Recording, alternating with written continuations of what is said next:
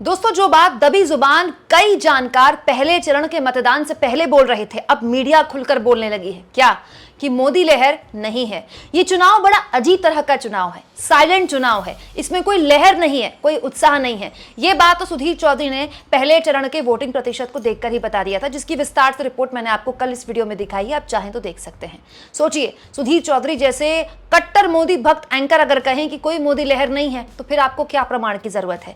और Indian express ने भी अपने इस आर्टिकल में यही बता दिया है कि मोदी लहर गायब है, मोदी लहर नहीं है। दोस्तों, राजस्थान जहां अभी अभी बीजेपी ने प्रचंड बहुमत की सरकार बनाई है, राजस्थान जहां 2019 के लोकसभा चुनाव में 25 की 25 सीटों में क्लीन स्वीप किया था बीजेपी ने, और बीजेपी को पूरी उम्मीद है कि 25 की 25 सीटें फिर से उसके खाते में जाएंगी।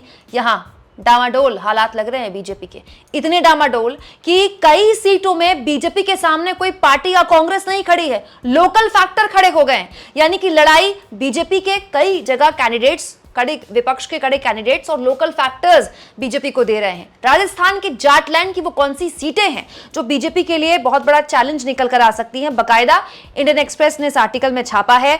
दोस्तों, ये सीटें हैं दौसा, धौलपुर, टोंक, सीकर, चुरू, झुंझुनू, नागौर, बांसवाड़ा और जालौर, सिरोही। ये वो सीटें हैं जहां पर बीजेपी के लिए मुश्किल पैदा हो रहे हैं, कहीं लोकल फैक्टर्स मुश्किल पैदा हो रहे हैं, तो कहीं जो कैंडिडेट्स हैं विपक्ष के वो मुश्किल पैदा हो रहे हैं। लेकिन इस आर्टिकल का एक बड़ा दिलचस्प पहलू है, अगर आप पॉलिटिक्स में इंटरेस्ट रखते हैं तो आपको ये पहलू समझ में आएगा।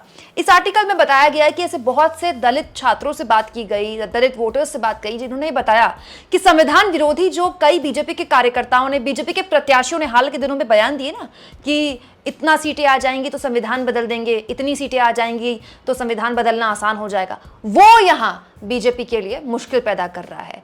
पिछड़ों और दलितों में इस बात को लेकर अगर कंफ्यूजन है दोस्तों, तो ये यकीन मानिए कि राजस्थान की इन सीटों में नहीं, उत्तर भारत की कई सीटों में इसका प्रभाव आपको देखने को मिल सकता है। और दोस्तों, ये कोई इंडियन एक्सप्रेस या सुधीर चौधरी नहीं है जो ये बोल रहे हैं कि कोई मोदी लहर नहीं है। बकायदा नवनीत राणा, जिन्होंने इस बार बीजेपी के टिकट से ताल ठोकी है महाराष्ट्र से, वो खुद अपने कार्यकर्ताओं के बीच कह चुके हैं कि मोदी लहर के भरोसे मत रहो, एक एक वोट इंपॉर्टेंट है। हालांकि बाद में उन्होंने यू टर्न ले लिया अपने बयान से। लेकिन आप सोचिए ना, बीजेपी की प्रत्याशी कह रही है कि कोई लहर नहीं है, इंडियन एक्सप्रेस छाप रहा है कोई लहर नहीं है, सुधीर चौधरी कह रहे हैं कोई लहर नहीं है। तो बड़ा सवाल यह है कि लहर की बात जो की जा रही है, ये बेमतलब की लहर कहीं बीजेपी के लिए और मुसीबत ना बन जाए। दोस्तों, आप इस मुद्दे पर क्या सोचते हैं? कमेंट बॉक्स में जरूर लिखें, और जितना हो सके चैनल को शेयर करें, सब्सक्राइब करें और थैंक्स और ज्वाइन, ये दो ऑप्शन है जिसके जरिए आर्थिक तौर पर भी आप चैनल के हाथ मजबूत कर सकते हैं।